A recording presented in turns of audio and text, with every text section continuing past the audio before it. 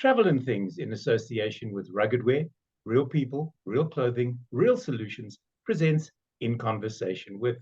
I'm your host, David Batsoffen, and I am so glad today to be speaking to one of South Africa's icons. And if you've ever dreamed about climbing a mountain, then Sibusiso Vilane is the man that you have to speak to, because he was instrumental in helping me get up Kilimanjaro for the first time in 2006. And he was again on my mind when I climbed it in 2016. And he joins me today. Sibusiso, how are you, my friend? David, I am in superb form. I'm in cracking form. It's a beautiful morning in the Lowveld in Nelspruit, where I live currently. Right. I am so delighted and grateful to be here with you. Thank you for the opportunity to talk to me. It's only a pleasure. Now, if I look at your list of achievements, they're scary because it goes all the way back to 1996 when you were a game ranger in Swaziland. And a man called John Doble saw you leaping about the rocks, and he thought, no, being a game ranger is not what you want to do. And from there, you've literally climbed to the highest peak on Earth, not once, but 3 times. And you're about to go back. Why? And don't tell me because it's there, Sibu, because it will always be there. Well, Mallory said that. I will leave that to him because he probably understood why he had to say that at the time. Yeah. But yes, it's very interesting and amazing that up until the age of 26, growing up in rural South Africa in Swaziland, one was never really exposed to any type of form of adventure, later on mountaineering. I'd never hiked up until I met John Doble, as you kindly mentioned, in 96, after offering him to take him or accompany him in the game reserve. And that's where he identified this sort of talent, if I can call it.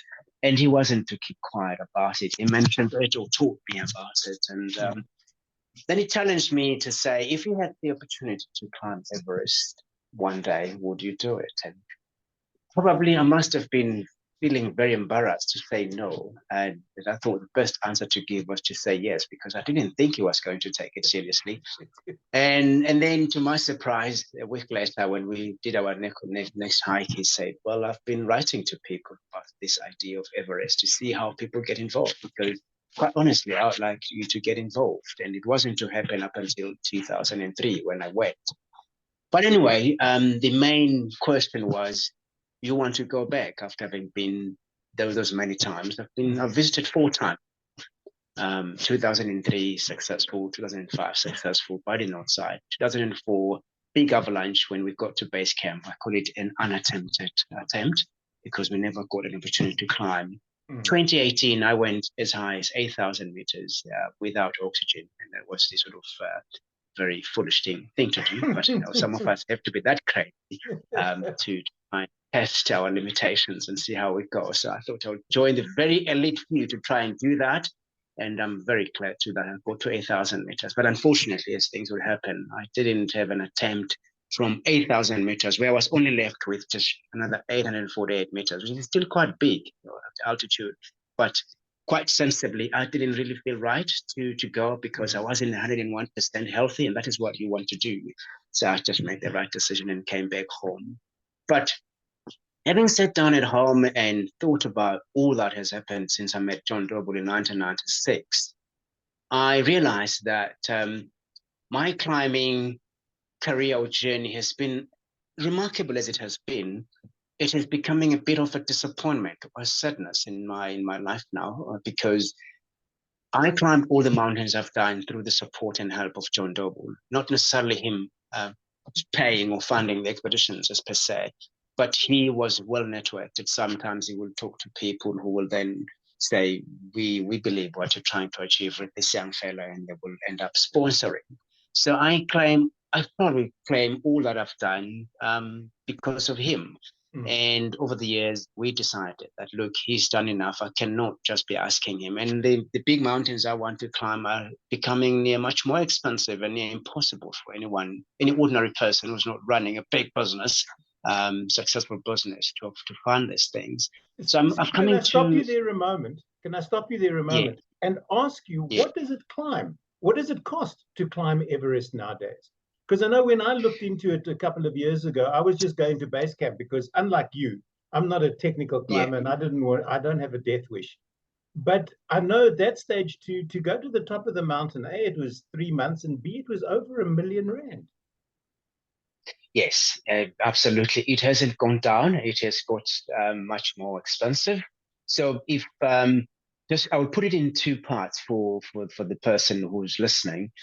If you go low cost, trying to be cheaper, your cheapest operator will charge you $60,000. That's the cheapest you can get today, and then that's way over R1 million now.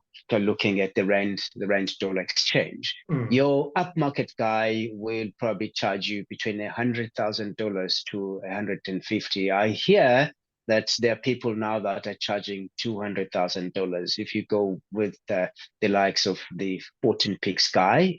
That is what you need to be paying. So that's amount of money that's near impossible to any ordinary human being. Doesn't matter whether you're in Africa or South Africa. So having battled through all of that, I realized that it's time. Maybe I don't want.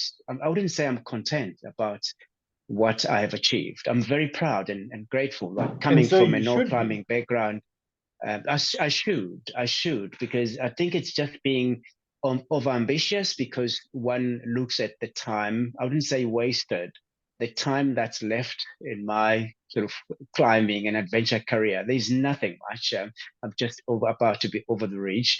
So you realize there's so much that you could do with the time that you're given. Time I have, the ability, physical ability I have, but it is just the other resources that's missing. So I thought in appreciation of all that I've done, and acknowledging it, particularly Everest, which made the impact in my life and my family's impact. Because I remember when I came back home, quite kindly, well, it happens all the time. I'm sure you've been asked many times, would you go to Everest Base Camp again, or would you go back to Everest, to Kilimanjaro again? Yeah. The question comes up. So when I came, before I even got home, there was a newspaper cutting of my family sitting at home and with a map of the Himalayas and like a picture of Everest, and where my son, who was less under 2 years at the time, was pointing at the summit of Everest. And there was a question there that asked, do you think you will go and follow in your footsteps, in your dad's footsteps, and climb Everest? And my son, not knowing what he was saying, also said yes. And I thought it was an unfair question to ask the children at that time who had no idea what it was, but I'd also said the same thing anyway.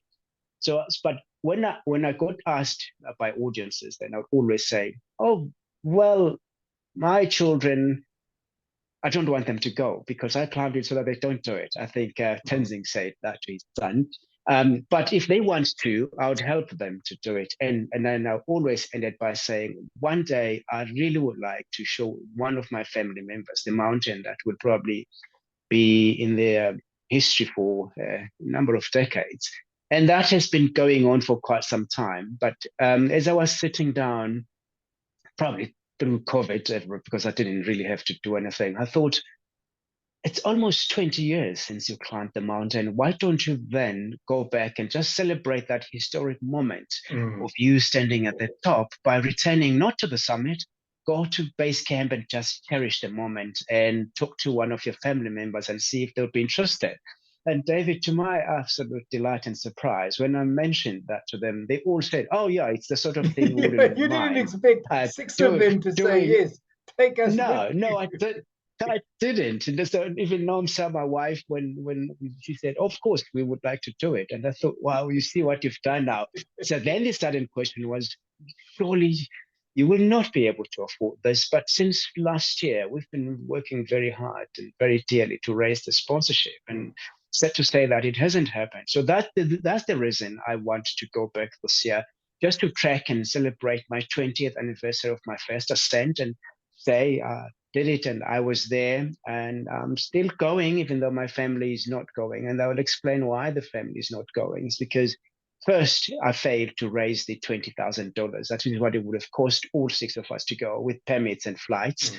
And secondly, we wanted to be a filmed or documented track because it is historic. And I'd met two wonderful guys who were really trying hard to get a film funder or sponsor. And then they were dragging their feet, not saying, no, we will not do it. We are interested and we're interested in supporting this, but we need to try and figure out how best we can possibly fund it. So about a week ago, the guys came back to me and said, Sibusiso, we are sorry. Our funders are really slow in this. If you have a very kind heart and allow us the opportunity to go back and talk to them and see if we can maybe try and do this next year. Will your family and be willing to postpone to next year, 2024? And so I had to face reality. That's when I posted on social media to say sometimes we become very ambitious and we are very determined, but reality is reality. You can't go against that. And I sat down, put 1 and 2, 1 plus 1, it didn't add up at all. I couldn't possibly fund my family track, because if I could do it that myself, I'd say, okay, guys, the filming part can wait. We can always do it anytime, but I'm just going to take my family there and celebrate. But because I realized I couldn't even afford it myself, so I said, well, spoke to the family, said, sorry, I'm sorry to say this, but we cannot be able to go this year. But if you allow me to go, to still celebrate that, yes, but hopefully next year. So the family is not going. I'm going. Yeah. Sibu, what is it like to stand at the summit of Everest and just look out over that vastness and know that there is nobody at that particular moment, there is nobody above you except whoever your God is? You are the highest man on planet Earth. It is an amazing feeling, David, and I would like to sort of put it this way. I will use my first one, the one that will still remain with me forever. I think if I'm asked for any of my memorable climbs, it will always be my first attempt of Everest, which was successful, obviously, but not as it was just a straight through. We had to go through a lot. When I eventually found myself leaving Camp 4, which is the death zone at 8,000 meters, we were on our third and definitely our final attempt on the mountain after having been blown off the mountain twice in windstorms. So we set off and we start climbing that night, and I'm very determined. I'm just really calling every ounce of energy I had to do it. And the weather and the conditions were still not the best that night. I think there was a point where I couldn't feel my feet and my hands were just dead. But anyway, come morning of the 26th of May, the sun rises and I turn around and I look back, because we were on the east ridge of the mountain. So we were sort of going west. And I see the mountains getting smaller and smaller. They were giants. And at that moment, I then remembered where I'd come from, who I was, why I was there in the first place. It just became a very emotional and overwhelming experience that I had to just humble myself, going back to that feeling. I had to humble myself, realizing that I was so small, even though being the tallest African at that moment, but I was nothing compared to the vastness of the nature, of the energy that was there. But eventually I stand at the top. David, at that moment, it was on day 60 that I stood on the summit of Everest, having gone through all sort of difficulties and challenges, but to stand and realize that this is what it takes to succeed and to achieve. It's overcoming obstacles. It's overcoming the self-doubt. It's just keeping the hope within you. And if you keep fighting on, you will succeed. It was so fulfilling, such that I felt, because the biggest was the message to the world that Africans can and Africans are able, just like anybody. So I thought, because of that message was out in the world when I stood tall there, even if I had just passed out and died, I would have been fulfilled. Well, I didn't want that to happen. You would have had another record to your credibility then, because you would have been the first Black African to die on Everest. And how fitting could that have been, right? So yes, that was the feeling. It was like, you know what? It doesn't matter. Yeah. Doesn't matter even if I just ended here. because I've achieved what I set out to achieve. So that feeling for me is one that first you can never articulate in words to anyone to fully understand it. Secondly, it is the one that will remain with you forever, and it can never be replicated. You can never repeat that same feeling. You can do any other. It's unequaled, unmatched. Yeah, I hear what you're saying, and I mean, I've not Summit Everest has never been on my list, but Summit Kilimanjaro was. And I remember coming back after my first successful attempt, and somebody fights you for a parking spot outside a shopping mall, and you go, you know what? Take the parking spot. I've just come back from the tallest freestanding mountain in the world, and you want to fight me for it? Go ahead, really and truly. Enjoy the parking spot. It makes you, I think, have a whole different approach to life. And I know you've done how many summits of Kilimanjaro now?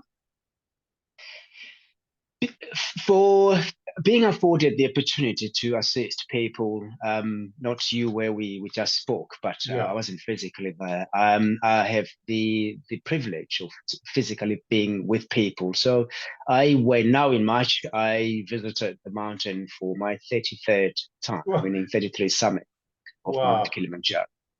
Yeah, and amazing. Is it exciting but every you're very time correct. you go? What makes it exciting, which has surprised people by David, is that because you know the human comet. When even if I go, I remember someone I was just running to Oceans the other day, and someone says, "Oh, but you've climbed Everest, so it must be a breeze to you." I'm like, well, I don't think so. Kilimanjaro, they will always say, "Is the mountain must have become very easy for you?" I said, well, in a sense, yes, because now I understand what it takes to do it, and I apply all the disciplines that I need to be able to climb the mountain. But it's not a mountain that I take very lightly. But over the years of taking people up, my focus has changed, my energy has changed. Kilimanjaro is the end result. My biggest mountain is the people that I help. So I find it very difficult for me to climb Kilimanjaro because the energy is not on the mountain, it's on the people. If the people I'm with are determined and I can see the positivity in them, it becomes such an easy climb for me, because by the time I notice we are at the summit, I don't know where does that come from because of that. So, but it's enjoyable, I must say. The enjoyment, as I say, it is just the joy I see a person taking that one step after another, passing Stellar Point, and then all the way up to Uhuru. When a few days before, I could look in the face, I could see that their facial expression and message was, I doubt myself, I don't think I can do this. And when I see them overcoming those self-doubts and summiting the mountain, there's nothing that is so fulfilling than witnessing that day. But now, I don't know about you. I suppose I shouldn't be irked. I shouldn't be judgmental when people say, I conquered Kilimanjaro or I conquered Everest. You don't conquer a mountain. The mountain allows you to climb it. And the more respectful, I believe, you are of the mountain, the easier your climb will be. Your thoughts on that?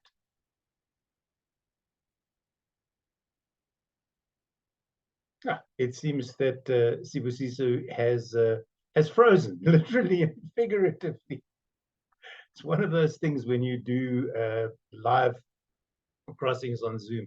Sometimes it all just goes a little pear-shaped. But never mind, we'll just keep burbling along. He seems to have gone. Hopefully he will return. Let me share a screen with you while we wait for him to come back, if I can find it.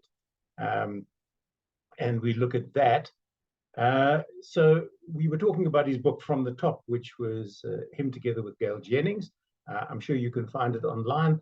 And then the iconic picture, if you're involved in Everest, is that one, which is from Everest. And it's those yellow tents, I think, that make Everest what it is today. Everybody seems to know that that is Everest Base Camp. And from there, it only gets worse. Sibu has not only done, as he was talking about, Southside, 26th of May in 2003. He did the North Ridge in 2005, which he did with Sir Ranulph Fiennes.